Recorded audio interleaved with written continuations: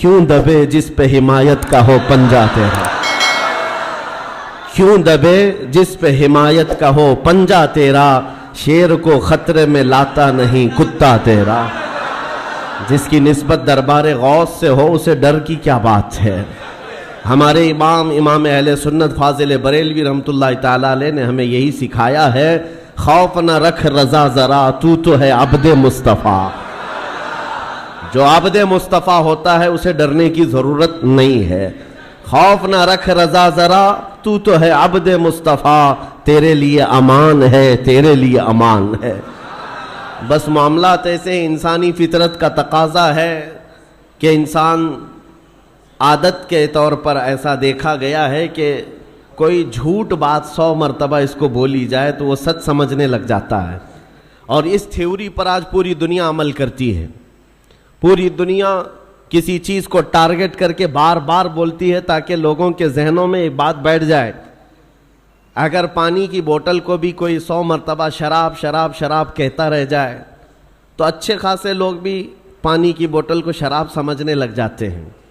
حقیقت ایسا نہیں ہے۔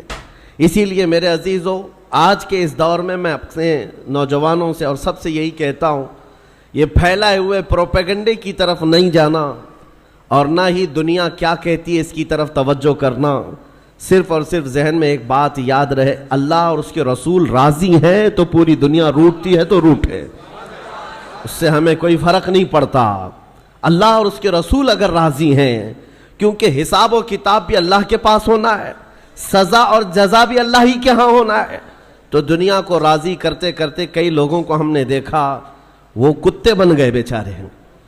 دنیا داروں کو راضی کرتے کرتے اپنی حیثیت بدل ڈالی، مومن تھے تو کافر بن گئے، سیکولر بننے کے چکر میں، لوگوں کو راضی رکھنے کے چکر میں اپنی شناخت تک کھو دیے، لیکن اس کے باوجود ان سے دنیا راضی نہیں ہو سکی۔ موت تک دنیا نہیں راضی ہوتی ہے۔ ایک مشن لے کر کے چلو میرے عزیزو۔ میں نے بہت سارے لوگوں کو زندگی میں دیکھا ہے، سیکولر بننے کے چکر میں اس پارٹی والے کو بھی راضی رکھنا ہے، اس کو بھی راضی رکھنا ہے، اور اپنی قوم کو بھی راضی رکھنا ہے، اور وہ سب کو راضی رکھنے کے چکر میں ایسا کتا بن جاتا ہے، دھوبی کا کتا، نہ گھر کا نہ گھاٹ کا، ادھر کا بھی نہیں رہا ادھر کا بھی نہیں رہا، سب کو مناتے مناتے رہ گیا۔ میں یہ نہیں کہہ رہا کسی کو منانا نہیں چاہیے، لیکن دنیا کو راضی کرتے کرتے اپنی آئیڈینٹی اور اپنا ضمیر بیچ دینا اور اپنا دین اور ایمان کھو دینا، یہ کہاں کا انصاف ہے؟ اور سب کرنے کے باوجود بھی دنیا راضی نہیں ہوتی تو کرنا کیا چاہیے؟ بس بات اتنی ہے، اس دنیا کو اوپر سے لے کر نیچے تک کرنے سے بھی راضی نہیں ہوئی، لیکن میرا مولا صرف ایک سجدے سے راضی ہوتا ہے۔ میرے مصطفیٰ کریم صلی اللہ علیہ وسلم صرف ایک پکار پر راضی ہوتے ہیں، تو پھر کیوں نہ ان درباروں میں ہم اپنے آپ کو بیچ دیں جہاں جلدی سے جواب آتا ہے۔ یہی ہماری زندگی کا مشن ہو۔ نوجوانوں، آج مجھے جو بات عرض کرنی تھی وہ یہ ہے، قرآن نے یہ کہا ہے کہ جو جھاگ ہے وہ اڑ کر چلا جائے گا۔ جھاگ سمجھتے ہوں گے، جھاگ سمندر کے اوپر جو کف ہوتا ہے، یا کسی بالٹی میں آپ پانی ڈال کر سرف ڈال کر ہاتھ گھمائیں تو جو کف آتا ہے یہ جھاگ ہے، اور اس کی کوئی ویلیو نہیں ہوتی، ہوا آئی تو اڑ جاتا ہے۔ قرآن کہتا ہے یہ جھاگ جو ہے یہ اڑ کر چلا جائے گا۔ وَأَمَّا مَا يَنْفَعُ النَّاسِ، اور جو لوگوں کو نفع دینے والا ہے وہ ہمیشہ زمین میں برقرار رہے گا۔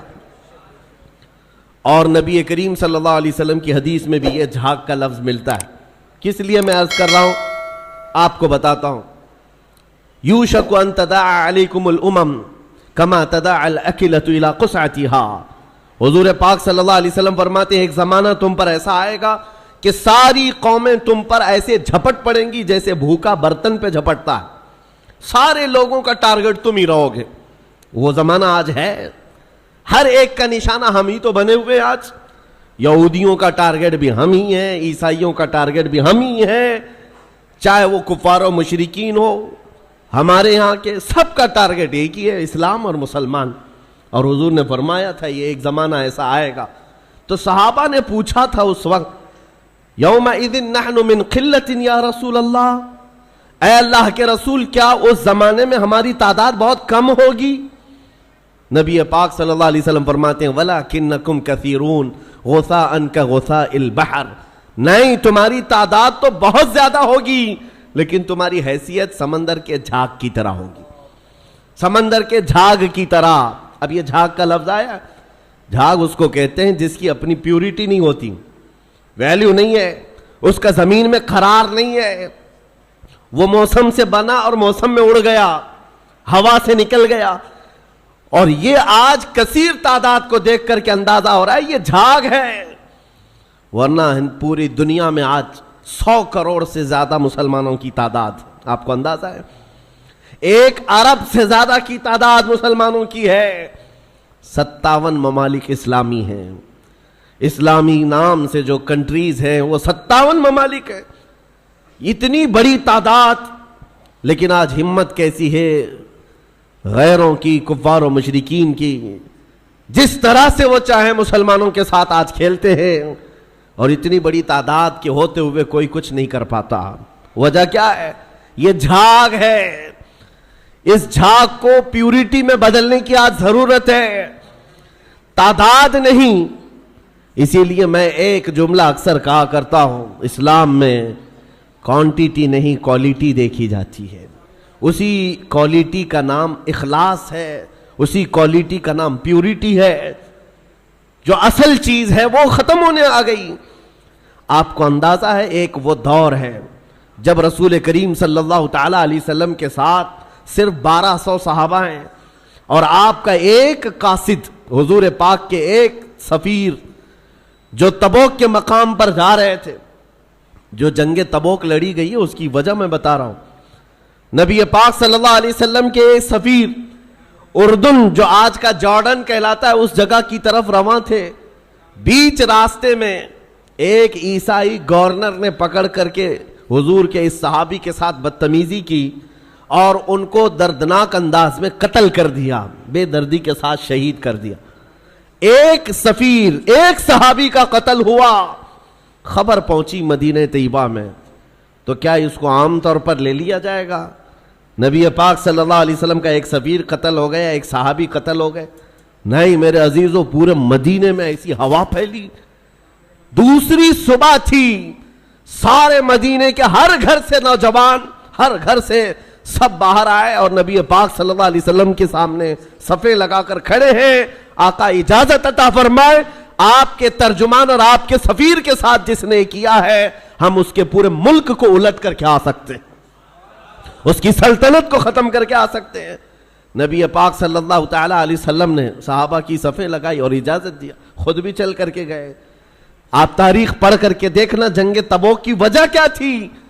حضور اکرم صلی اللہ علیہ وسلم نکلے، 1000 اور کچھ صحابہ تھے، لیکن جیسے ہی ان کا رعب و جمال دیکھا، جلال دیکھا، وہ جو سلطنت تھی بیزنطینی، اور اس وقت ابھی نبی پاک صلی اللہ تعالی علیہ وسلم قریب پہنچے بھی نہیں تھے کہ یہ جنگ چھڑ گئی، اور اس کے بعد ایسی جنگ ہوئی تھی، تاریخ شاہد ہے، نہ وہ گورنر باقی رہا، نہ وہ سلطان باقی رہا، نہ اس کی فوج باقی رہی، پھر صحابہ نے پرچم اسلام لہرا دیا۔